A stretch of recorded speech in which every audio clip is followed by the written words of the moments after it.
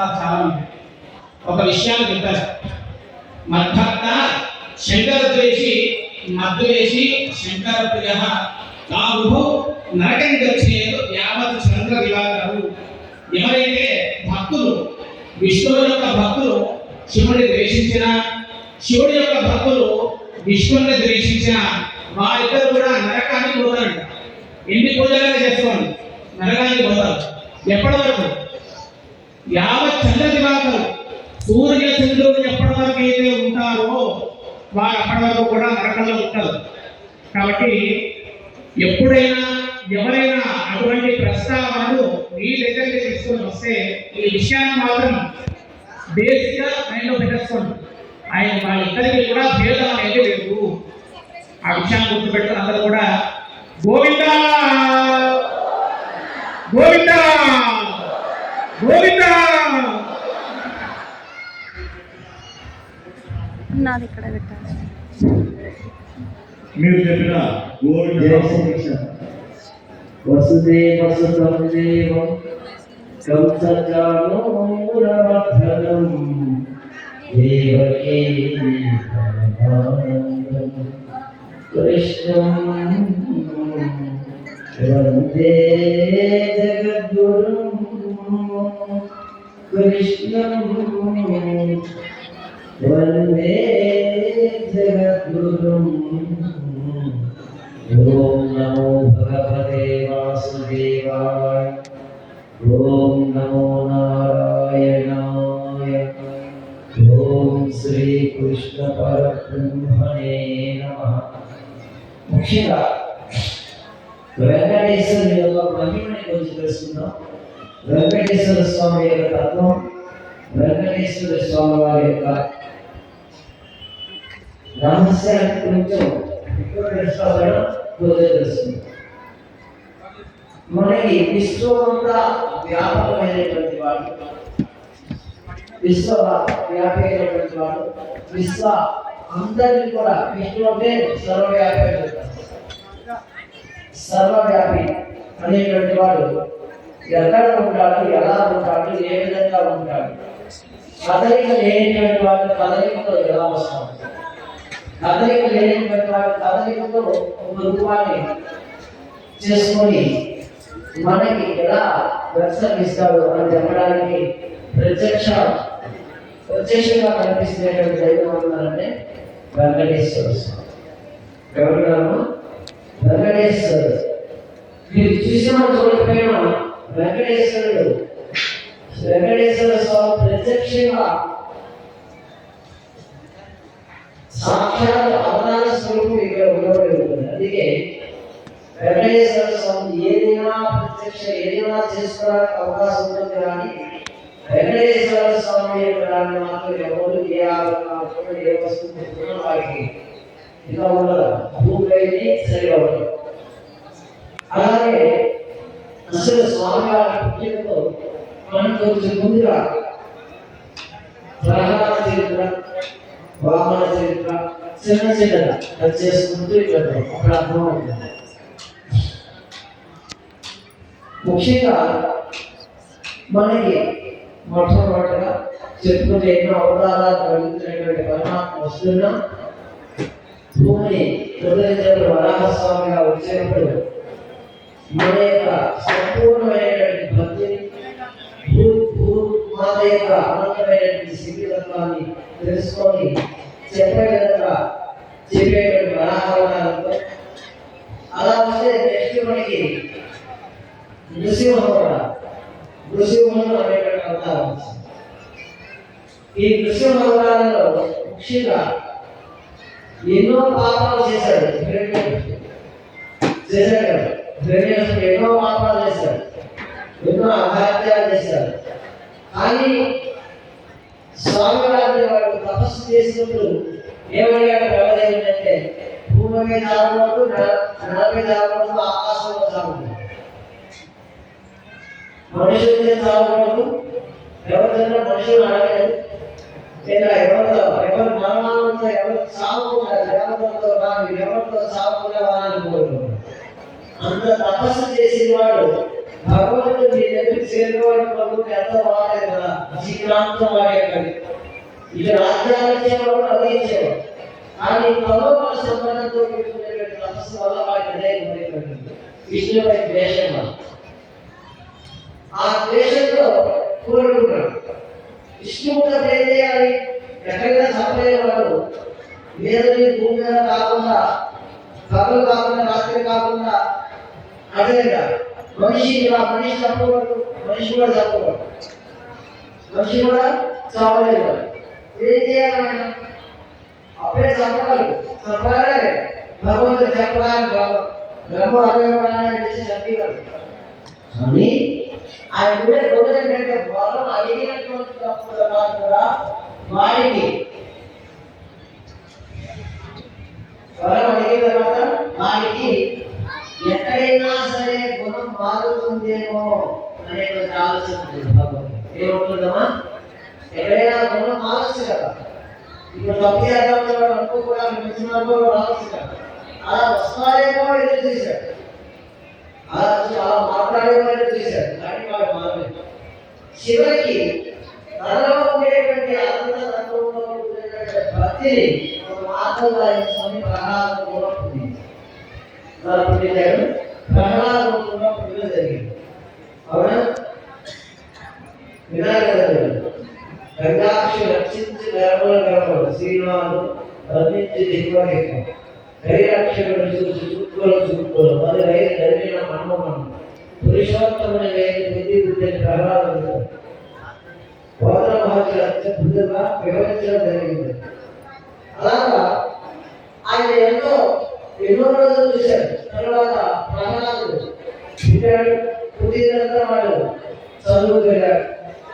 కానీ తన భక్తుడైనటువంటి ప్రహ్లాదుడు కూడా తనను వ్యతిరేకించాలని, తన విష్ణువుని ఆరాధిస్తున్నాడని బాధతో, కోపంతో వారిని అతన్ని కూడా చంపడానికి ప్రయత్నించాడు.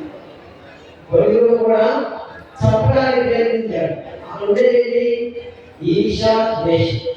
ఏమిటి? ఈర్షా ద్వేషం అనేటువంటి వాళ్ళ కొడుకును కూడా సంపాదించింది. కానీ వాడు చావలేదు. తను వరాలడిగాడు, చావకుండా ఎలా చావాలో ఒకే రెండు ఆప్షన్స్ కానీ వీరికి ఏ ఆప్షన్ లేకుండా వీడు చావలేదు. పాములతో పొడిపించాడు, గరణం ఇచ్చాడు, సముద్రంలో తొలగించాడు, అగ్నిలో వేయించాడు, ఏడుగులో తొలగించాడు, సువాలతో పొడిపించాడు, ఎన్నో విధాలుగా చేశాడు. గురువులు రప్పించాడు. ఏమైనా చెప్పారు చెప్పలేదన్న మళ్ళీ గురువులు మళ్ళీ వచ్చాడు. ఇంకా ఎన్నో విధాలుగా తొలగించాడు, ఎన్నో చేశాడు. కానీ వాడు ఎక్కడ చావాలి? కారణం ఏంటంటే వాడంతటా విష్ణువు వ్యాపించున్నాడు. ఎవరున్నారు? విష్ణువు వాళ్ళ శరీరంగా వ్యాపించున్నాడు. మనం బాగా అర్థం చేస్తుంది. సర్వం వ్యాపకమైనటువంటి వారు మనకు కూడా వ్యాపకమై ఉన్నారు. మరి కేవలం మనస్సు రెండు విధాలు ఆలోచిస్తుంది. ఒకటి సుఖం, రెండు దుఃఖం. నా దుఃఖంలో భావంతో ఎప్పుడు సుఖంగా ఉండాలి, లేదా మనకి ఎప్పుడు కూడా మంచి భావాలు కలిగి ఉండాలనే భావన కాకుండా ఈ రెండు వైపునే ఆలోచిస్తుంది. కాబట్టి వాడి మనసు ఆగే ఉంది. ఈ విధంగా ఉండడం వల్ల ఏమైంది? ఏమి చేయలేదు. అప్పుడు ఏం చెప్పాడు? మీకు చెప్పేట్టుగా విద్యుత్ సందేహం చెప్పారు విన్నాను. అదే సర్వోపగతం చెప్పాడు. అడిగాడు. అప్పుడు ఏం చెప్పాడు? అన్నాడు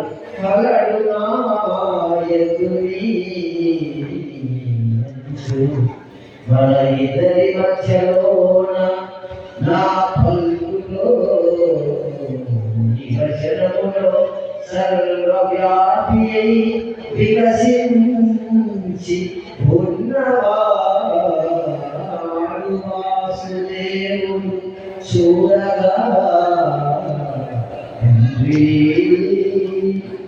అని చెప్పడానే అతను విష్ణు అందరూ చంపడానికి ఏం కావాలి? చంపాలంటే క్రౌర్యం ఉండాలి. ఏమాలి? క్రౌర్యం ఉండాలి. వారి బలాన్ని యొక్క ప్రభావాన్ని కలిగినటువంటి అహంకారం కలిగినటువంటి కావాలి. అంటే గొడవమే మీరు బాగా ఆలోచించండి. వారు నరుడికి కూడా కాగలరు, ఇటు అది కాకుండా ఉన్నాడు. ఆయన గొడవ కూడా చెప్పచ్చు. అంటే బాగా మనం ఆలోచిస్తే ఒక హంసముఖాన్ని పెట్టి కూడా చెప్పచ్చు, ఒక చిరుముఖాన్ని పెట్టి కూడా పొడి చెప్పచ్చు, ఆయన భగవంతుడు ఎవరైనా చెప్పచ్చు. కానీ వారి యొక్క అజ్ఞానాన్ని తొలగించాలంటే జ్ఞానం అనేటువంటి సింహం అనేటువంటి గుణం కావాలి. ఏ కావాలి? జ్ఞానం అనేటువంటి సింహం అనేటువంటి గుణం కావాలి.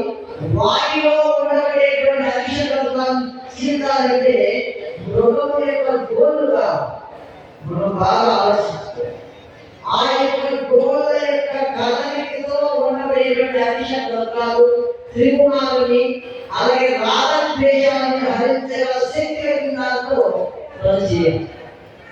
చూసారు ఎంత గొప్పలో బాగా ఆలోచిస్తుంటే. కాబట్టి ఇందువల్ల లేడు అనే చెప్తున్నాను. ఇప్పుడు నేను చెప్పాను, నేను స్వతహాగా నేను రాసినటువంటి భాగంలో చెప్పినటువంటి శ్లోకం కదా, అందులో ఎలా చూపించారు. చూపించేవాడే వాడు ఎక్కడ ఎక్కువ చూపిస్తే లేచేవాడు, ఆయన ఆలోచించి అక్కడే లేచేవాడు. కానీ వారిని ఇంకా రక్షిస్తాడు భగవంతుడు. చూసారు, భగవంతుడి భక్తుడు ఎప్పుడూ కూడా కాపాడుతుంది. ఆ భక్తికి నీకు శాస్త్రం ప్రమాణం అంటే ఎవరు శాస్త్రాలు ప్రమాణం చేస్తున్నారు చెప్పండి? ప్రమాణాన్ని శాస్త్ర ప్రమాణంగా చేసుకున్న వాడు నూటికి ఒక్కరిద్దరు కూడా ఉండరు. ఒకరిద్దరు కూడా ఉండరు. శాస్త్ర సంబంధం కానిటువంటిది రాగంలో ఏది చేయకూడదు, దేశంలో ఏది చేయకూడదు. ఎంతమంది నేను కార్యక్రమం చేసేది నాకు పేరు రావాలనుకున్నాను, అది రాగలేదా? అది కూడా నాకు అయ్యేది. అదేనా ద్వేషం? నాకన్నా వాళ్ళు చేస్తున్నారు, వాళ్ళు చేయకుండా చేస్తారు కూడా ద్వేషం, అది కూడా పనికిరాదు. ఇంకొక విషయం, మన శాస్త్రం ఏం చెప్పింది? స్త్రీ ఇలాగే ఉండాలని చెప్పింది శాస్త్రం, అలాగే ఉండాలి. నేను ఎడలు చూసుకుంటే అది కూడా నరక ప్రాంతమే. అదేగా ఎడలు ఎవరు చూసుకునేటువంటి స్త్రీ నరకంలో ప్రత్యేకించి వాళ్ళ యొక్క విషయాన్ని తయారు చేసి ఇస్తారు చిత్రం. అదేగా చాలా మందికి తెలియనటువంటి విషయం, ఇది కూడా శాస్త్రం చెప్పలేదు. ఏ శాస్త్రం అయితే చెప్పిందో ఆ శాస్త్రం మనం చెప్పింది ఏ చేయాలి. స్త్రీకి నిండుమైనటువంటి వస్త్రాలు కట్టుకోమని చెప్పింది శాస్త్రం. అలా కట్టుకోకపోతే ఆ స్త్రీకి కూడా ఒక్కగా రాసి పెట్టాలి. అర్థంగా? కాబట్టి ఏం చేశారు? భక్తులను రక్షించాలి, భక్తుల యొక్క ప్రేమని అందించాలి. తన కోసం, భక్తుల కోసం కథ ఎక్కడ లేనటువంటి వాడు, కదలికలేని వాడు, కదలికతో వచ్చి కదలికతో వచ్చి నర నృసింహ రూపము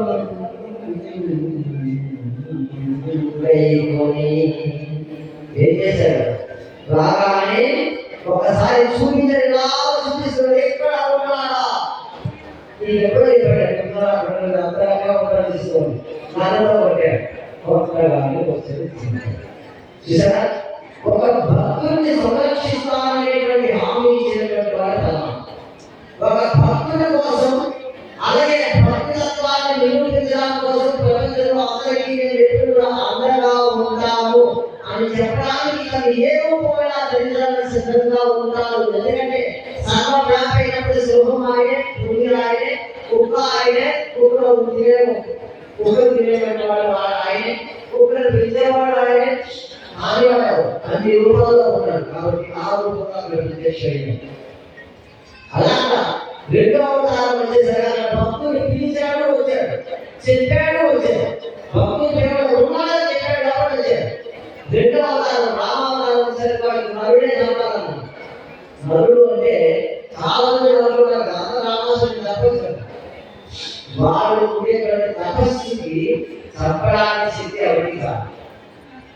రావణాసుడి తపస్సుని చూస్తేనే భగ్నం అయిపోతారు. అందరికి తపస్సు తెచ్చుకున్నాడు సామాన్యుడు కాదు రావణాసుడు.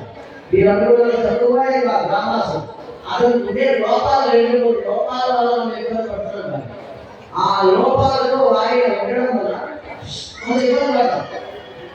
అప్పుడు భక్తుల యొక్క కొడుకుకి గర్భంలో అసలు తల్లి గర్భంలో అవసరం లేనటువంటి వాడు రక్త మాంసాల మధ్య ఉన్నాయి. రక్త మాంసాలు అంటే అవి మనకి మామూలు పురుషులే కడతాయి. మామూలు గర్భంలో ఉండి శిశువు ఎంత బాధపడ్డారో తెలుసా? తల్లి గర్భంలో బయటకు వచ్చినప్పుడు హ్యాపీగా ఉన్నట్టు ఆ వాడు 7 రోజుల నుంచి తల్లి తీసుకునేసరికి ఒక్కొక్కసారి ఎంతో మనాలు కూడా కావాలి. అదే అందరికీ స్థితిలో ఉన్నటువంటి ఆ శిశువు కూడా ధరించారు.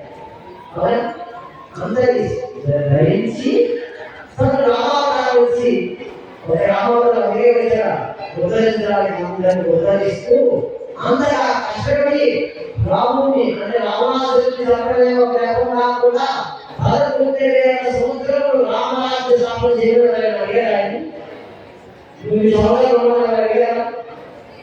4 పిల్లలు కావాలని అడిగారు. అడిగారు. కానీ ఆయన వాళ్ళకి ఇచ్చి 11,000 సంవత్సరాలు పరిపాలన చేసి రామరాజ్యం అంటే మానవుడికి ఒక ఉత్కృష్టమైనటువంటి జన్మ ఉంది. మానవ జన్మ ఉత్కృష్టమైన జన్మని నిరూపించినటువంటి రామ అవతారం అంత గొప్పలో ఆ జన్మ తీసుకున్న ఉండడానికి ఆచరించడానికి రామావతారం ఇచ్చారు. అదే కదా.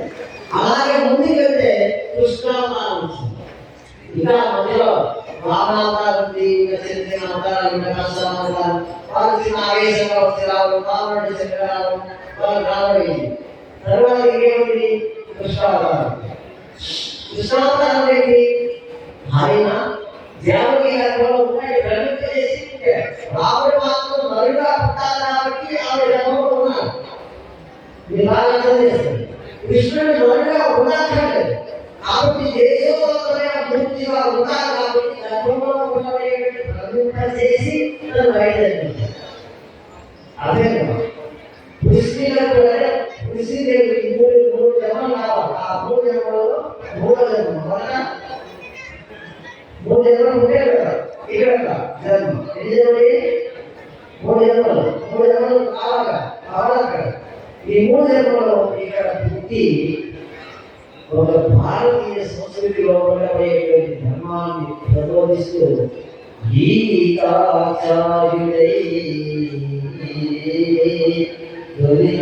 వివరించిన సూర్యుని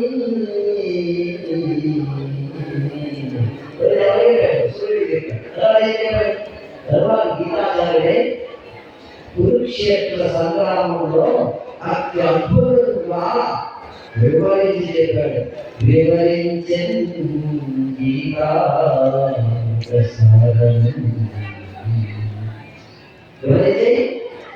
చెప్పి కృష్ణుడు వచ్చి వాడు కంప్లీట్ చేశాడు అని చెప్పాడు. చెప్తే వెంకటేశ్వర స్వామి గురించి చెప్పారు. ఇప్పుడు మనకు అప్పుడు అందరూ అడిగారు, స్వామి ఇలా జరిగింది రావాలని చెప్పి అడిగారు. కలికాలంలో ఆయన అందరూ అడగలేదు. రాముడు కలికాలంలో ఎవరు అడగలేదు. కలికాలంలో తను వచ్చి మానవుడిని ఉద్ధరిద్దామని ఆయన సైన్యంగా వచ్చినటువంటి అవతారం ఏదో అది వెంకటేశ్వర స్వామి అవతారం సంపూర్ణ అవతారం. కాబట్టి గోవిందా గోవిందా గోవింద అత్యంత అవతారాన్ని ఎవరు అడగకుండా ఎవరు పిలవకుండా వేట చెప్పారు కదా. వేరంటే ఘోరమైన పాపాలు, వేరంటే ఘోరమైన పాపాల నుంచి కటాన్ని తొలగించేవాడు. దయాదృష్టితో కరుణాత్మ భావముతో అనంతమైనటువంటి తత్వముతో నిరంతరమైనటువంటి సౌభాగ్య దృష్టితో యోగానంద భావాన్ని కల్పించాలనే భావంతో ఏది పాపాలు ఏది పుణ్యాలు. పాపం పుణ్యం పోతే వచ్చేది పురుషార్థం మోక్షం. పాపం ఉన్నా పుణ్యం ఉన్నా మోక్షం రాదు. పుణ్యం ఉండడం వల్ల మోక్షానికి సంబంధించినటువంటి చేసే అధికారం కలుగుతుంది. పాపం ఉంటే మనం నరకప్రాప్తి పొందుతాం. అలాగే ఇప్పుడు పుణ్యం అంటే పాపం అంటే ఎదుటి వారిని దోచుకోవాలనుకోవడం పాపం. అవునా? నేను బాధపడతాను, ఎదుటి వారి పాలన పాపం. ఈ వృత్తి నువ్వు చేసుకుంటే ఎక్కడ పుణ్యం కాదు పాపం కాదు ధర్మం బాగా గుర్తు తెచ్చుకోండి. ధర్మానికి పాపానికి పుణ్యానికి చాలా తేడా ఉంది. ఒక పోలీసులు ఆయన ఉద్యోగం చేసుకుంటాడు అందరూ ఎదుగుతారు. అలాగే ఒక లాయర్ ఆయన వృత్తి చేసుకుని ఎదుగుతారు. ఒక వ్యాపారస్తుడు ఆయన వ్యాపారం చేసుకుంటే ఎదిగితే నష్టమే. కానీ నేనే ఎదవాలో పని చేసేది అది పాపం.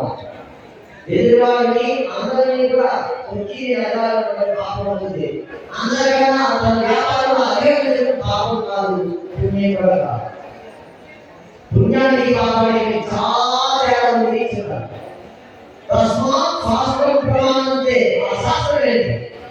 మరి భగవద్గీతలో దైవాసుల విభాగంలో 16వ అధ్యాయంలో 24 శ్లోకాలు చెప్పారు.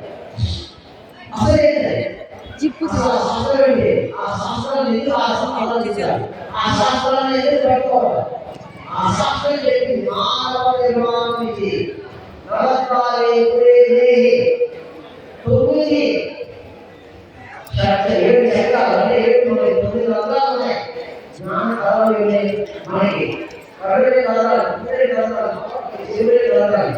మనం అపానం ప్లస్ మూత్రం విడిచిపెట్టే కలరాలి. కానీ అధికారైతే నరకులాలు అలా చెప్తున్నా సీఎక్క యథార్థాన్ని అందులో ప్రోడీకరిసి చెప్పబడేటువంటి నవకులాలు అదే కదా అనివాసితే చెప్పేది వాటిలో మనం చెప్తుంటే అందరూ శివుడు చెప్తున్నారు. ఆ ఏంటంటారు ఆ శివుడికి కదా ఆ రాజ్యం చెప్తున్నారు. శివుడికి అది సంస్కారాన్ని చేసేటువంటి అగ్రవాల స్తోత్రంలో చాలా అద్భుతంగా ఉంటుంది.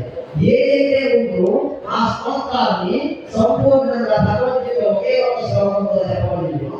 శ్రీరకాన్ని అలాగే శ్రీరకాన్ని దీంతో పాటు ఉండబడేటువంటి భక్తుని వైపరీత్య ధర్మాన్ని భగవద్గీతలో 9 శ్లోకాలతో చెప్పినటువంటి అద్భుతమైనటువంటి ప్రకటన. కేవలం 9 శ్లోకాలు. ఇలా మనం చెప్పేటువంటి ధర్మాన్ని మనసు తీసుకుంటూ ఎవరికైతే వెంకటేశా అంటే పాపాలు తొలగించాలని ఉద్దేశంతో వచ్చినటువంటి అపార దయాభక్తులు. మనం ఒక్కసారి నమస్కరిస్తే మనల్ని చూసేటువంటి పరిణామం. వారి ఆపరేషన్ జాగ్రత్త వచ్చేదే అది కూడా ఆపరేషన్. ఇది మళ్ళీ చెప్తున్నాను, జాగ్రత్తగా ఆపరేషన్ జాగ్రత్త కాదు, ఆపరేషన్ పెట్టాలని కారణం జాతి కలిగిన పాపమే. అది కూడా దీనివల్ల పాపపుణ్యాలందరూ కూడా కలిసి ఉంటాయి. ఇదంతా చాలా చిన్న విషయమే, చాలా పెద్దగా ఉంటుంది. సూక్ష్మధర్మానికి ఏమీ అందరు, సూక్ష్మధర్మానికి ఏమీ అందరు. జాతి వల్ల ప్రేమతో చేయమని ఏం చేయమన్నాడు? తోటి మనిషి బాధలో ఉన్నారనే ప్రేమతో జాతి అనేది సహజం, సామాన్య అన్ని పాపపుణ్యాలకు సంబంధించింది. ప్రేమతో చేసేది పాపపుణ్యాలకు సంబంధించింది. అర్థం కదా? అర్థమైందా? అర్థమైందా? పాపం చూడండి అంత తప్పురా. వాడికి లేదు కదా మనం పెట్టాలనుకోవడం కూడా తప్పురా. వాడికి లేదు అని జాలి చూపిస్తూ, జాలితో పెట్టదు, జాలి చూపిస్తూ ప్రేమతో పెట్టాలి. అర్థమైందంటే చెప్పేది జాలి చూపిస్తూ ప్రేమతో పెట్టాలి, జాలి చూపిస్తూ జాలితో పెట్టాలి. నేను చెప్పేది అర్థమైందా? చాలా సెన్సిటివ్ పాయింట్. వాటికి విపాదైపోవాలి. అదే కదా.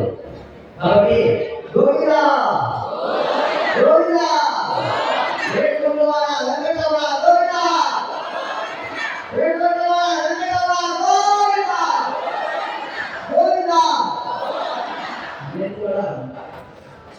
ఈ రోజు పెద్ద కార్యక్రమం చేస్తే చాలా మంది ఈ వినియోగించుకోలేకపోయి భగవంతుడు కూడా ఆత్మకుంటాడు. ప్రజలకి ఇంత చేస్తున్నా నా దగ్గరికి ఎవరు రాలేదు. అదే నేను వెంకటేశ్వర స్వామి ఎందుకంటే ఈ కలికాలంలో ఈ కలిపురుషుడి ప్రభావం వల్ల ప్రజలకు ఇబ్బంది పడతారు. ఇప్పుడు వెంకటేశ్వర గోవిందని అంటారు కదా, అప్పుడే పాప ఎలా తీసుకున్నాడు వచ్చి మన కోసం ఉన్నాడు, మన కోసం ఉన్నాడు.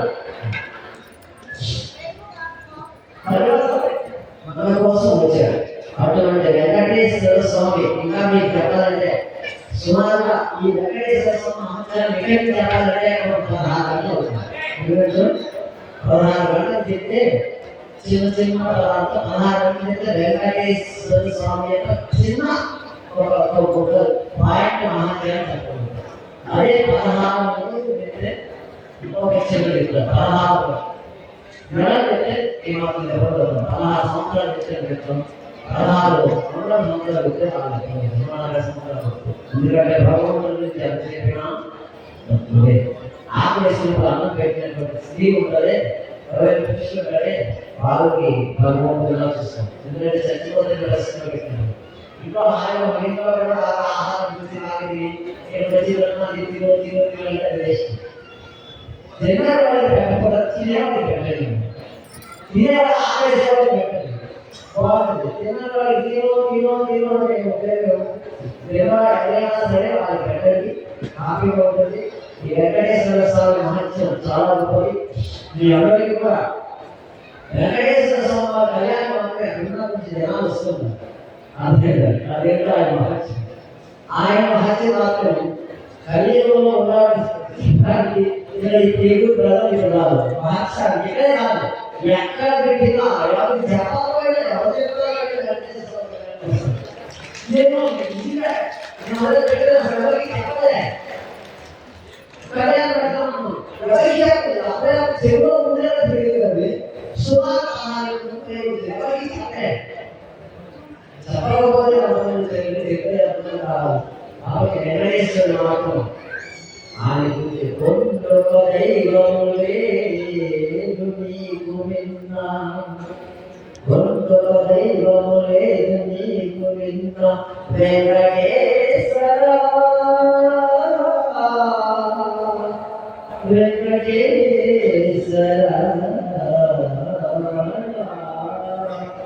కాబట్టి ఆ దైవాలను నిరంతరం పూజిద్దాం. ఇప్పుడు మనకి వెంకటేశ్వర స్వామి గారిని చేస్తారు. అలాగే ఈ కార్యక్రమంలో ఈరోజు లడ్డూ చేస్తున్నారు, చేశారు, అవి చేస్తున్నారు. అందులో కూడా నేను అన్నారు ఈరోజు చూసారా, ఈరోజు నేను 1000 లడ్డూ సరిపోతున్నారు. 2 లడ్డూ సరిపోతా, 1000 లడ్డూ సరిపోతా.